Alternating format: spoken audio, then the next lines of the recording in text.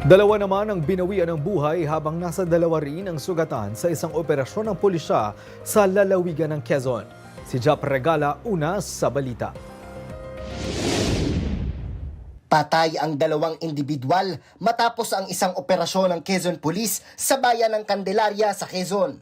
Batay sa ulat, bandang alas 7 ng gabi nang nagsasagawa ng mobile patrol ang mga operatiba nang mamataan ang ilang kahina-hinalang lalaki malapit sa isang sagingan.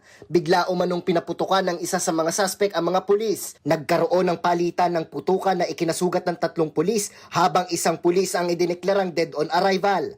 Agad namang ikinasa ng pulisya ang hot pursuit at dragnet operation na nagbuwis buhay sa isa pang suspect sa sumunod na engkwentro.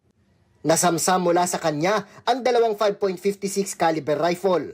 Patuloy ang investigasyon ng pulisya kaugnay ng insidente.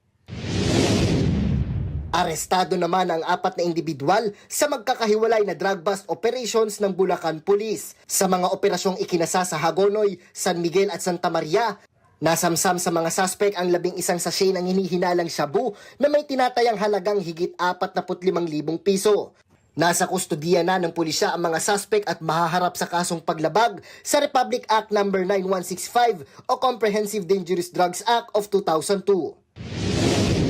Timbog din ang isang high-value individual sa operasyon ng Police Regional Office 3 sa Talavera, Nueva Ecija. Bandang alas 10 ng umaga nang madakip ang suspect at nasamsam sa kanya ang halos 270 gramo ng hinihinalang shabu na may halagang higit 1,800,000 piso. Nasa kustodiya na ng Talavera Police ang suspect para sa dokumentasyon at pagsasampa ng kaso. Nauuna sa balitang totoo at laging bago. Jap Regala, alauna sa balita, Congress TV.